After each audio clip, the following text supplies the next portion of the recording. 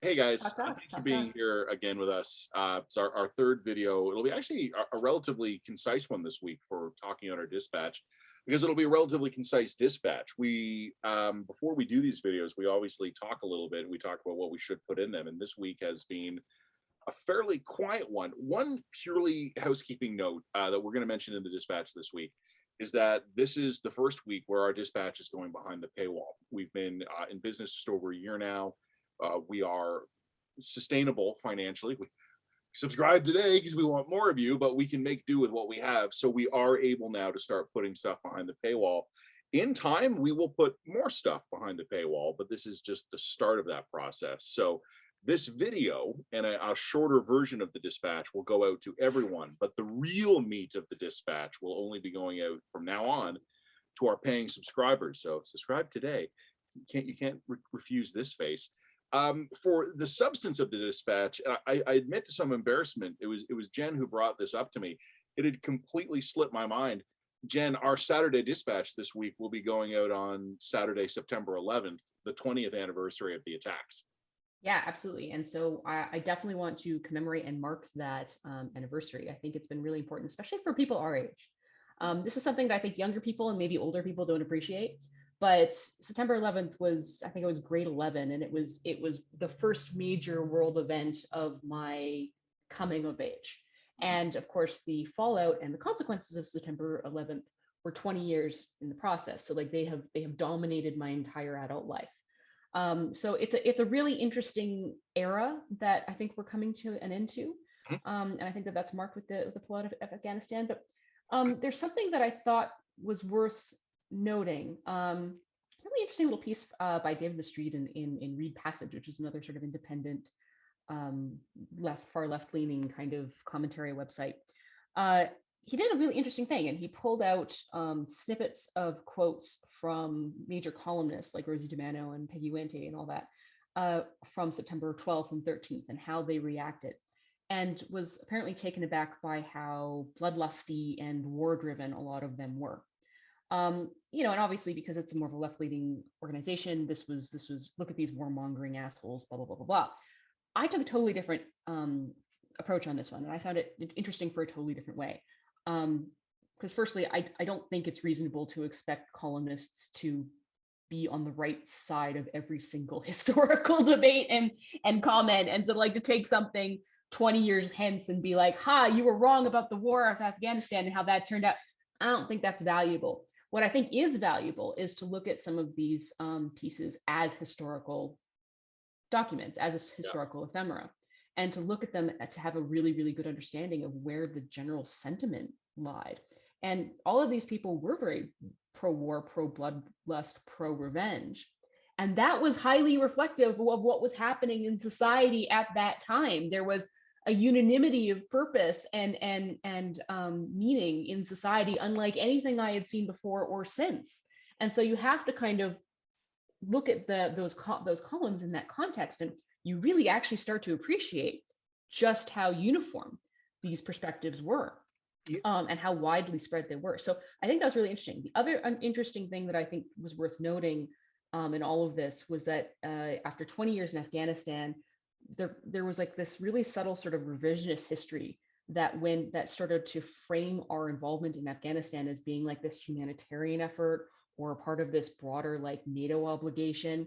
Bullshit. We were there for revenge. And like you can see the underlying thrust of that emotion when you look at some of these primary source historical documents at this point. So I think they're really valuable from that point, and I just think it's worth acknowledging that. I mean, I thought it was an interesting piece, but also to sort of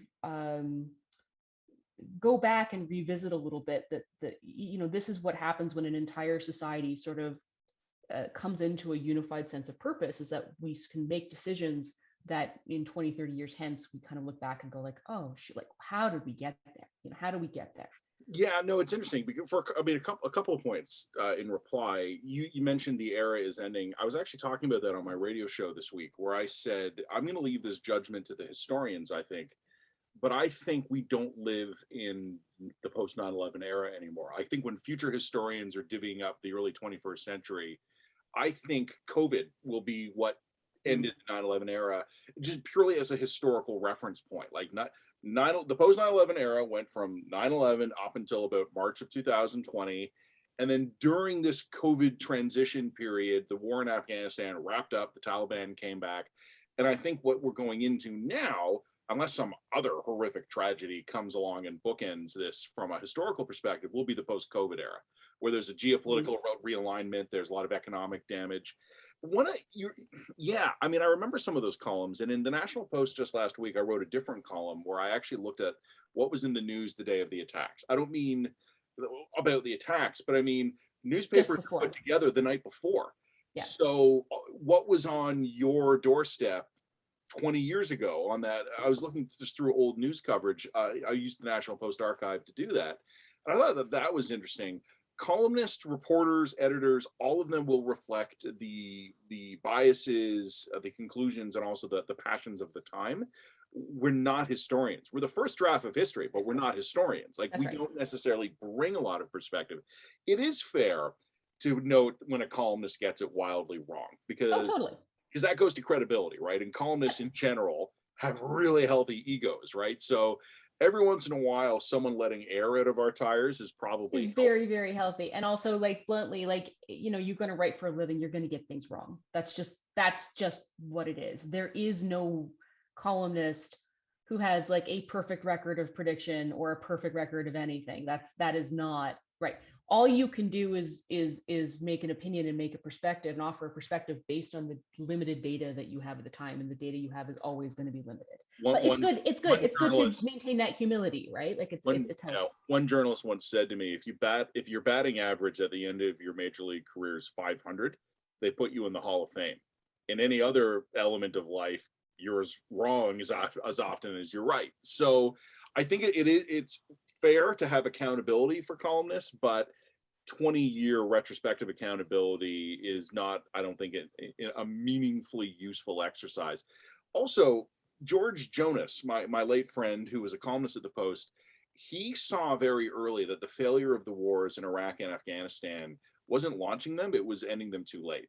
He says the Iraq war should have ended the day U.S. forces pulled Saddam out of his bolter. Hand him over to the Iraqis, say, we've accomplished our military objective, we're leaving, good luck to you. I don't know if there was a clean exit to the war in Afghanistan, but I was reading recently an interesting essay by an American author. I'll try to Google it after this, where he was talking about the punitive expedition, where in the future, if there were ever like a 9/11 style attack, if the plotters had been given safe harbor in some foreign country, rather than saying we shall conquer you and remain there for generations while you become a democracy, you had talked about revenge. The columnists were calling for revenge. There's actually another word for that you would hear in a military context: deterrence. Yeah. If you attack us, you will pay a price for that. And I think we lost sight of that. And I wonder, if there is another 9/11 style attack, I wonder what the Western response to that would be. It wouldn't be nothing, but it wouldn't be conquering. No, but we lost sight of the fact that we were there for deterrence or punitive reasons. Revenge, yeah. And in the process, that is actually what clouded our decision making. Yep. Like that's the interesting thing. Like, if it was almost like after the hangover of 9/11 ended, we couldn't believe that we were the kind of people who would go in for punitive reasons or for retribution. And so therefore we had to do this whole post hoc, like, I guess we're there to save the women and make sure the girls can go to school. And that is how we actually got sucked in. We got sucked in by our good intentions, not our bad ones. That's actually the lesson of all of this, which I think is really interesting. We were there to fuck the fuckers up and get our revenge and send a deterrent message. But once we were there, we couldn't find a way to leave.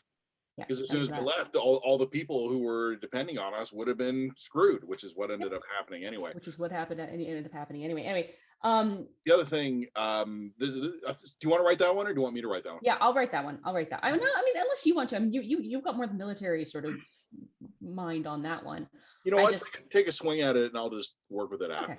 Okay, cool. The one I will write, though, is something that was actually sort of surgically excised from my column on Thursday. On Thursday, in the line, I wrote a piece about the rise of the People's Party of Canada, a piece about the PPC. It's awkward phrasing, but I'm going to encourage everyone just to go read the column. Something weird is happening with the numbers. Maybe it's a polling artifact. Maybe it's not sustainable. and there's all sorts of caveats I attach in my column because I don't know what's happening, and that's as honest as I can be. I don't know what's happening, but something is happening with the PPC. And there was a part of the column that I wanted to write, and you and I had talked about while we were brainstorming it. Ultimately, I cut it out for two reasons. The column was too long already. Like I didn't want to go on another 800 word digression. I also just couldn't make it work tonally. I thought like the column I wrote, I thought sort of had like a beginning, middle, and end, and it didn't feel right to go, and another thing. But the another thing is that I think the Liberal campaign, and this is not a partisan criticism of this, this is actually kind of the opposite. I think they're putting Justin Trudeau in danger. And I don't want Justin Trudeau to be in danger. I oppose the guy on a political level. I have no particular personal animosity toward him. And I don't know if our Liberal campaign leaders in this country correctly understand what they're seeing in these crowds. I worry they're looking at these crowds and they're thinking, this is fantastic. This is great optics. We're going to look amazing sending Justin out there for his just watch me moment. And it's going to be great visuals, and we're going to campaign against them. Look, I mean, a week or two ago, Trudeau was all about empathy for these guys. Now he's like, you assholes are endangering our children. You're going to murder the children. And you know what? And I don't think it's that I don't think that he changed his mind. I think they focus grouped it. And it's like, well, anger will play better on the campaign, better than empathy. So I worry that Canada is a country that I don't think has mentally caught up with reality yet. And I worry that old guard campaign guys around the prime minister are looking at Trudeau and going, this is a great campaign moment. I don't know if they've realized yet that this might be something else. We've seen populist fury across the Western world. Prime minister's already had gravel. I think that's the word we settled on. Rock, stones, gravel, whatever, thrown at him. Could be a gun next time. Could be a Molotov cocktail. Could be a Those protesters were way too forced. The fact that, I mean, that is if that was accidental, that was a basic security fail of his staff. Yeah, those protesters were wildly too close. So and you're right. And if you look back for a couple of days before the gravel throwing incident, you had journalists traveling with the prime minister. Glenn McGregor was one. John Iveson was another, going, wow, these guys are close. Like there was a warning. This was not a surprise. These guys have been very, very close. And the thing is, I actually spoke with a friend who is a Liberal supporter and very smart on these things. I use this friend as sort of a gut check on Liberal thinking sometimes. And I had said to them, why are they putting the PM in direct proximity to people who violently want to harm him? And they agreed, hey, look, maybe you can cynically say, look, it's good for the campaign. But they also said, maybe it's about moral leadership. Maybe Trudeau really feels like he needs to confront these people head on. I said, okay, let's actually take that at face value. Let's say it is about moral leadership. Have all the 20-something staffers on the campaign also signed off on that? Because if someone shoots at the PM, the RCMP grabs him and throws him in the bus. All the 20-somethings out there with clipboards, they're just bullet blockers. So if you're going to be putting this guy in direct proximity to these protesters deliberately, you'd better make awfully goddamn sure that everyone at that event is cool with the fact that someone might end up getting acid thrown on them or block a bullet. Well, and this is another point that I think I was talking to a Liberal canvasser here in Alberta, who's a good friend of mine, and she'd already made the point that several canvassers have been essentially assaulted. Yeah. It's all fine and good for the Justin Trudeau to heroically stand up to these protesters. He's surrounded by an RCMP detail. His canvassers, who are overwhelmingly 20-something whatevers, who are doing God's work for the democratic process, and God bless all canvassers who do that kind of work. It's hard work. They're the ones who actually have to go to these doors and get screamed at and potentially face the risk of assault. And the more that you are ginning up anger against this unvaccinated minority, the more anger that minority is feeling toward you, they're going to take it out on your proxies. Yeah. And I think that there's now a legitimate concern that like some poor kid who just means well and wants to like do his part for the liberals is going to wind up in hospital if they keep this up. So like I think they have got to stop fucking around, and I think they've got to start taking the safety of the prime minister and their staffers really seriously, because I do think that while most of these protesters are not violent, obviously, I can't rule out that One's there's enough. not one's enough. Exactly. Yeah. One crazy protester is enough. And I think that this is a real risk that they're taking. Yeah. And look, the counter argument to this is that you can't let the fringe wackos get away with this stuff, which is all fine and good in theory, but okay, then you go out there and do the canvassing. Like, this is the Well, thing. but I mean, like, other people in the front lines of this.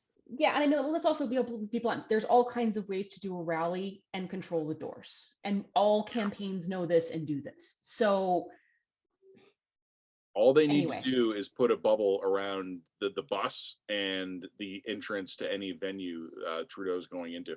And Yeah. this is not magic. This is something we already know how to do.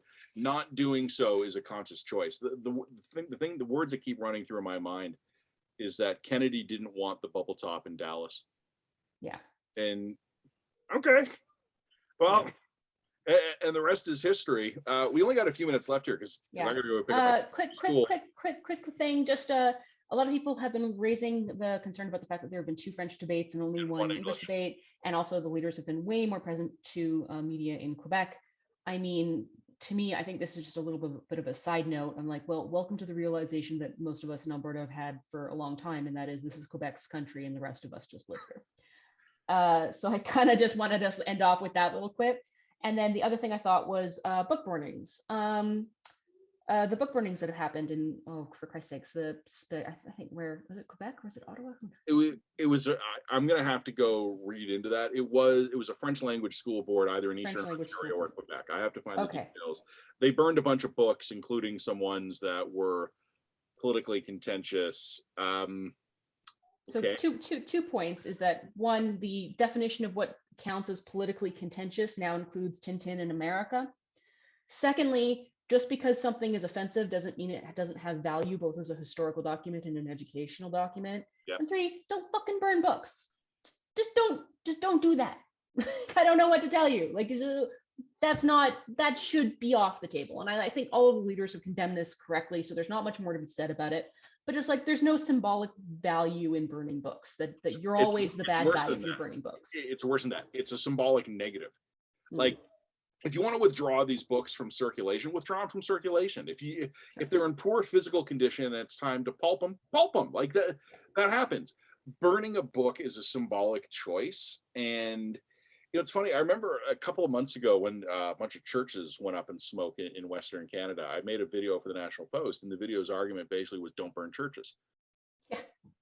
The end. Like, and like, oh, and people can go, well, the Catholic Church has a history of colonial oppression. Mm-hmm. Don't burn. The Catholic Church has a lot of the Catholic Church has a lot of history, and believe me, it goes way deeper and darker than colonial oppression. Don't burn fucking churches. Don't burn churches. It's like, well, this book is problematic. Don't burn it.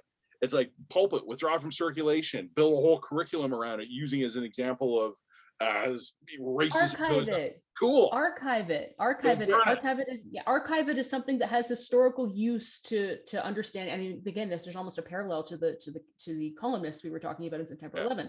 Understand these as representations of historical viewpoints that don't have currency today.